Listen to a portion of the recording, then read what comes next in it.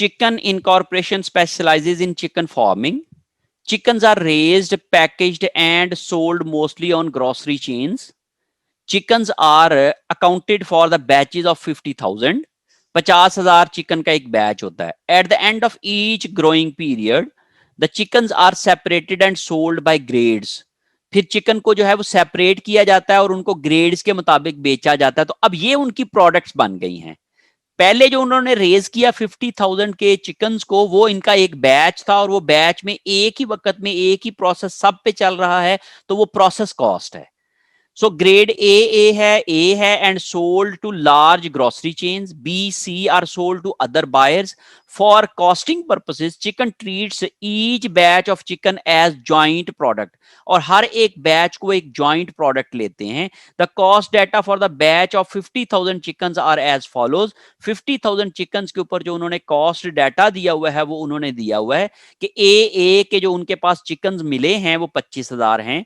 ए के चिकन है वो 15,000 है. मीन इस ग्रेड के 25,000 हैं, इसके 15 है, इसके 6,000 है, इसके 4,000 है, तो टोटल हो गए 50,000. एवरेज पाउंड पर चिकन उन्होंने कहा जी कि ये उनकी जो वेट है वो है, इसका 5 है, इसका 4 है, 2 है और इसका 1 है. और सेलिंग प्राइस पर पाउंड जो है वो इनकी ये बनती है, ये 5 पाउंड का है तो ये मतलब कि ये $5 का बिकेगा ये वाला.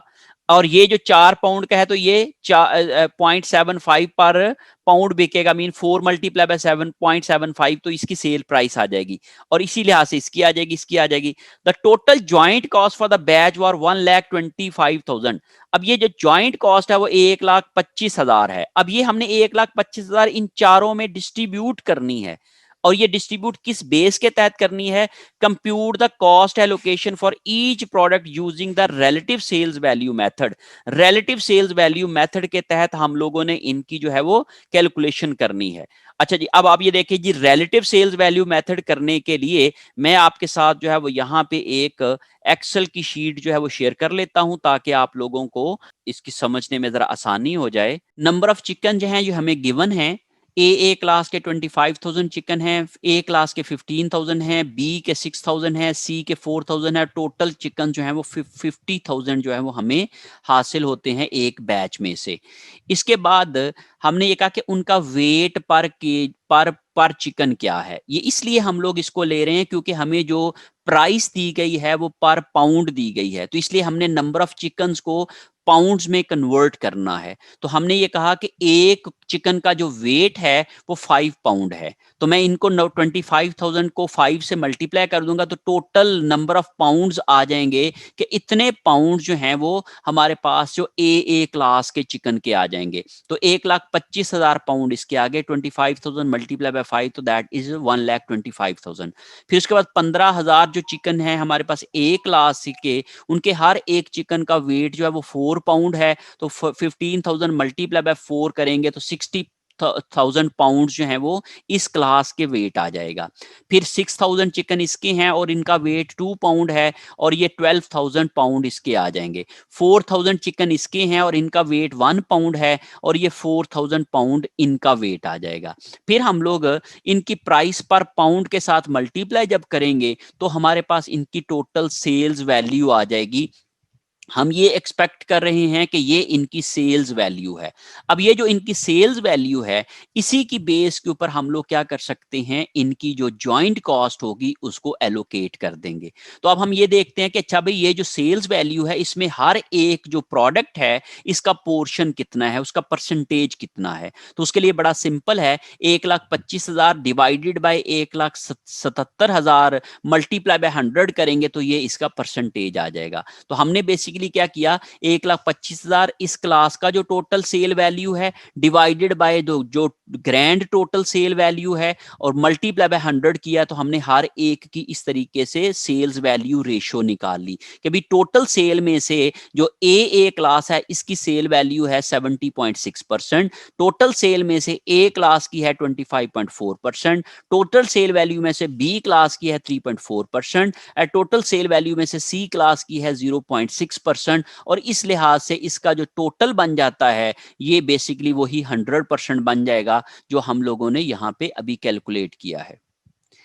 ठीक है जी। फिर उसके बाद हम ये कहते हैं कि इस परसेंटेज को लेके हम लोग जो 1,25,000 की हमारी ज्वाइंट कॉस्ट है वो हम फिर इस परसेंटेज के मुताबिक हर एक को चार्ज कर देंगे। तो हम ये कहेंगे कि 1,25,000 का 70.6% जो है वो हम इसको चार्ज कर देंगे। तो ये 88,277 इज बेसिकली 1,25,000 का 70.6% आ गया। तो जब हम लोगों ने 1,25,000 को 70.6% से मल्टीप्लाई किया तो ये हमारे पास जो है वो उसकी रेशो आ गई, ये हमारे पास उसकी वैल्यू आ गई।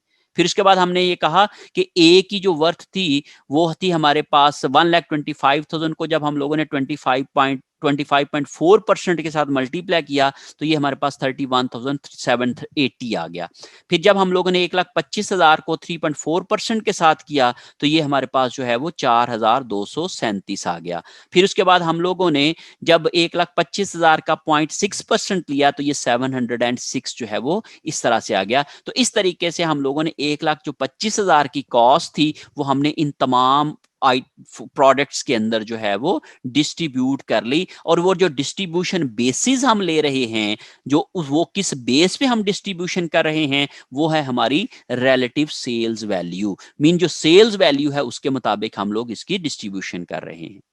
अब हम लोग अगर इसकी सेल्स वैल्यू के मुताबिक नहीं करते हैं, मैं आपको कहता हूं जी कि ये इसकी वैल्यू हम लोगों ने इनके नंबर ऑफ चिकन्स की बेसिस के ऊपर करनी है कि जितने नंबर ऑफ चिकन्स होंगे उस लिहाज से हम लोग करेंगे। तो मैं इसको जो है वो इन 3-4 चीजों को जो है वो यहां से डिलीट कर दूंगा, ठीक है जी। और फिर मैं इनकी रेशो निकाल लूंगा इनकी जो है वो चिकन्स के साथ। तो ये इज इक्वल टू आ जाएगा 25,000 डिवाइडेड बाय टोटल चिकन्स 50,000। तो ये 50% इसका आ गया। इसी लिहाज से मैंने इसको भी किया तो is equal to 15,000 divided by 50,000। तो मैंने कहा जी ये इसकी रेशो आ गई। Is equal to 6,000 divided by 50,000। तो ये इसकी रेशो आ गई। Is equal to 4,000 divided by 50,000। तो ये इसकी रेशो आ गई। इस लिहाज से मैंने इन सब की कॉस्ट जो है वो उस रेशो में जब 1,25,000 को डिवाइड किया तो ये इनकी कॉस्ट इस तरीके से एलोकेट हो गई। तो जब मैं इस तरीके से करूंगा तो ये बेसिकली क्या है, वॉल्यूम बेस्ड है। मीन जितने नंबर ऑफ चिकन्स हैं उसके लिहाज से मैंने कॉस्ट को एलोकेट कर दिया। So different basis can be use for the allocation of the cost. तो इसमें ये जो है बेसिकली ये वॉल्यूम बेस्ड है और ये वाली जो है ये रिलेटिव सेल्स वैल्यू बेस्ड है। लेकिन जो बेहतर टेक्निक है वो है रिलेटिव सेल्स वैल्यू टेक्निक। वो इसलिए बेहतर है क्योंकि हम लोग जितनी जो जिसकी वर्थ होगी हम उसको उतनी कॉस्ट चार्ज करेंगे। अब आप जरा गौर करें कि इसमें से हम लोग इसके जो वर्थ इसकी जो हम लोग सेल्स ले रहे हैं वो 1,000 है, लेकिन इसको हम कॉस्ट चार्ज कर रहे हैं 10,000 की। तो मीन ये तो हमें प्रोडक्ट जो है वो 9,000 का फिर लॉस शो करेगी। तो इसलिए हम लोग ये कहते हैं कि जिसकी जितनी सेल वर्थ है उस लिहाज से उसको कॉस्ट चार्ज होनी चाहिए। ये मोर लॉजिकल है, इसलिए हम लोग सेल्स वैल्यू मेथड को प्रेफर करते हैं व्हाइल एलोकेटिंग जॉइंट कॉस्ट।